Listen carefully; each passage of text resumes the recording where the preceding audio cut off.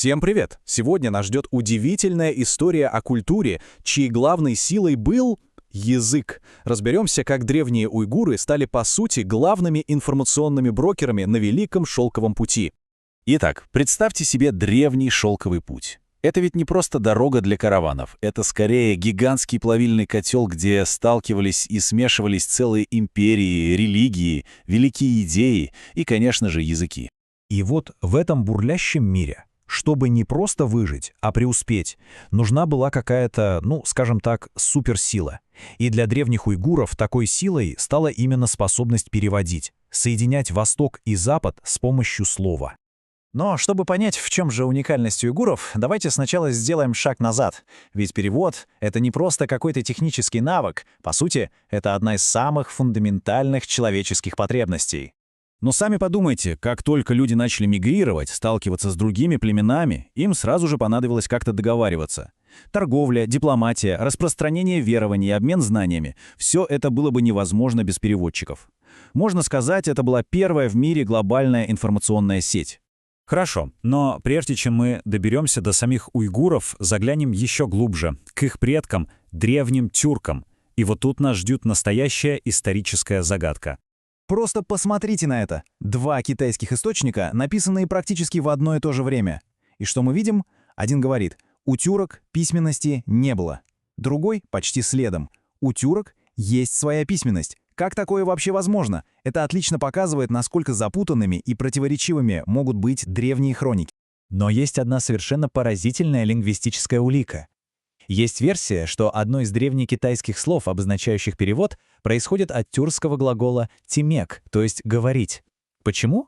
Представьте себе переводчика, который постоянно повторяет «он сказал то», «он сказал это». И вот это «тимек», «он сказал», могло просто-напросто закрепиться в китайском языке. Это ведь тонкий, но очень мощный намек на то, как давно и активно тюрки занимались переводами. И вот мы подходим к главному поворотному моменту. Уйгуры, в отличие от многих других тюркских племен, сделали кое-что очень важное. Они перешли к оседлой жизни. И именно этот переход от кочевых стоянок к настоящим городам и стал тем самым катализатором, который запустил их интеллектуальный и переводческий золотой век.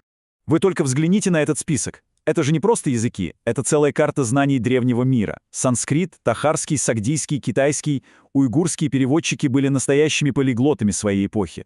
Их города, такие как Турфан, превратились в мощные интеллектуальные центры, где знания со всего света собирались, переводились, сохранялись и шли дальше по шелковому пути.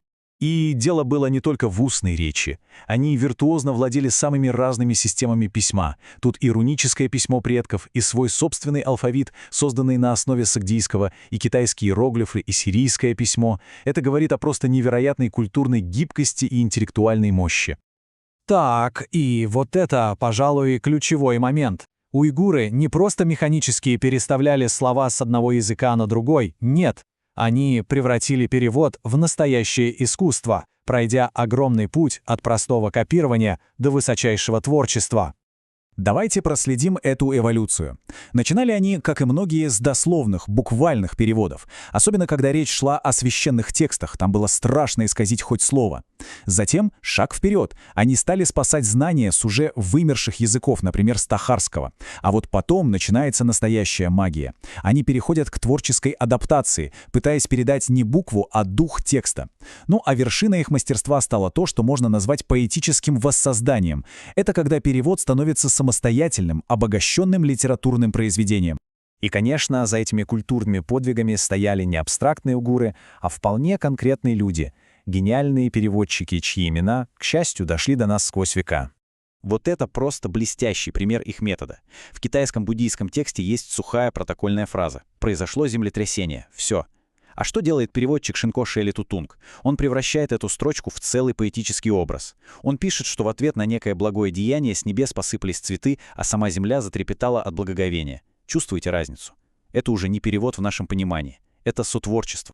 И среди этих мастеров были настоящие звезды. Например, Пратнаракшити, один из пионеров настоящего осмысленного перевода. Конечно, уже упомянутый нами Шинко Шели Тутунг, гений поэтического переосмысления. И эта традиция, кстати, очень древняя. Еще в V веке некий Алтун Кюлюк перевел тюркскую народную песню на китайский, став одним из первых культурных мостов. И что самое поразительное, это наследие никуда не исчезло. Когда на мировую арену вышла Монгольская империя, одна из величайших в истории, уйгурские знания и навыки оказались невероятно востребованы. Они, по сути, легли в основу ее административной и культурной машины. Вот просто факт для размышления. В официальном комитете по переводам, который учредил великий монгольский хан Хубилай в XIII веке, как минимум 2 членов были уйгурами. Такие люди, как Анзанг, который служил еще самому Чингисхану, и многие другие продолжали эту великую переводческую традицию уже при монгольском дворе. Они переводили с китайского, тибетского, санскрита. Они были теми, кто обеспечивал работу огромной многонациональной империи. Уйгурская традиция продолжала жить, но уже служа новым правителям. История уйгуров — это очень яркое напоминание о том, что переводчики — это не просто техники. Это хранители знаний, это строители мостов между культурами, а иногда и спасатели целых миров, заключенных в текстах. И это, конечно, заставляет задуматься, а сколько великих историй, поэм и гениальных идей навсегда исчезло для человечества, просто потому, что в нужный момент рядом не оказалось своего переводчика,